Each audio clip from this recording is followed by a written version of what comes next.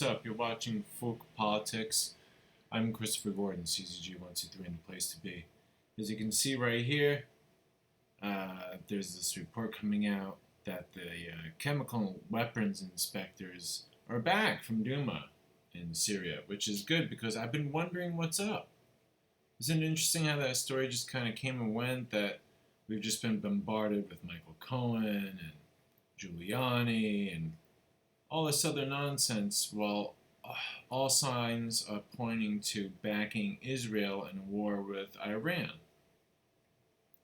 So, anyways, what happened with Syria and the chemical weapons? Well, chemical weapons inspectors have returned from a mission to the Syrian town of Douma, where they took samples and interviewed witnesses to determine whether banned munitions were used in an attack last month, a diplomatic source said on Friday, right? This is apparently a UN vehicle, right? You can tell because it says UN on the side, carrying the folks in the car from the Prohibition of Chemical Weapons, the OPCW. The OPCW. What's up? A team of experts from the Organization of the Prohibition of Chemical Weapons returned to the Netherlands on Thursday night after going to Damascus on April 14th, the source said on condition of anonymity. The suspected chemical attack prompted missile strikes, of course, by the United States and France and Britain. Yeah. So they went there, and it says that they investigated the deaths of dozens of people in Douma, and the United States and its allies say they were caused by chemical weapons, possibly a nerve agent, used by forces of the Russian-backed government,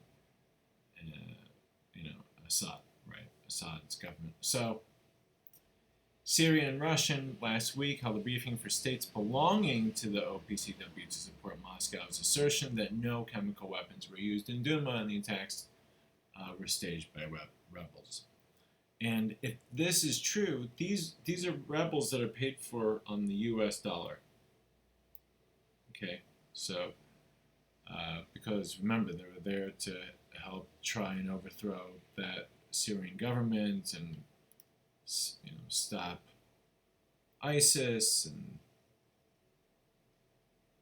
it's just not looking good. Anyways, there's also a very interesting piece right here about it's in the Independent, the search for truth in the rebel of Douma and one's doctor's doubts over the chemical attacks. Now, Robert Fisk is just a really well-esteemed writer, and knows what he's talking about. He's been talked about a lot on the Jimmy Dore show recently. Anyways, this is a fantastic article, and I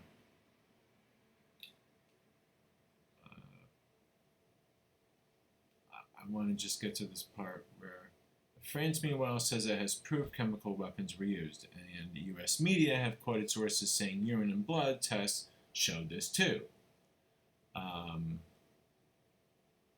At the time, inspectors from the OPCW remember when they were blocked? They were blocked from going to the site. But then Robert Fisk, long story short, because I don't know, I forget where here he is. There's Robert Fisk. And so there he is in one of the miles of tunnels hacked beneath Douma by prisoners of Syrian rebels. Oddly, after chatting to more than 20 people, I couldn't find one who showed the slightest interest in Douma's role in bringing about the Western air attacks. Two actually told me they didn't know about the connection. But it was a strange world I walked into. Two men, Hassam and Nazir Abu Aish, said they were unaware how many people had been killed in Douma, although the latter admitted he had a cousin executed by the Army of Islam for allegedly being close to the regime. They shrugged when I asked about the 43 people said to have died in the infamous Duma attack. The white helmets, Bobbin Bops. The white helmets won an Oscar. So basically, the story is that it's a sandstorm, like the same effects that a lot of the children you see having in the video, which is completely ridiculous. If you watch those videotapes again, they're just dousing people with water. But anyways, the belief is that these people were suffering from sandstorms, which is, recently in the Middle East they had orange snow because of the sand that flew over towards the snow. So anyways, they're the OPCW is investigating.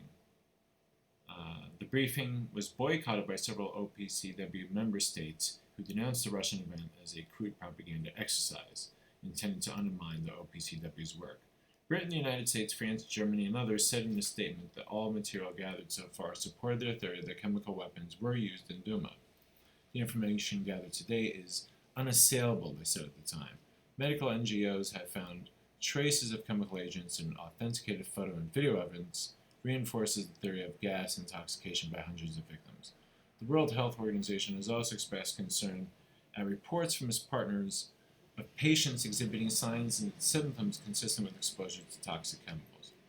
A joint United Nations OPCW investigation concluded last year that Syrian government forces used sarin nerve agent and chlorine in several attacks. The joint mission ended in November after Russia repeatedly blocked UN Security Council resolutions that would have extended its mandate. Now, if it turns out that they did use chlorine, which is quite possible, a lot of witnesses say that they overheard people shouting, and a lot of folks were shouting, chlorine, chlorine, run, run. So this could be completely possible. But it wasn't long ago that do you remember Israel dropped a neutron bomb in the Middle East? I believe it was Jordan. I don't know if it was Jordan or Libya. But, a neutron.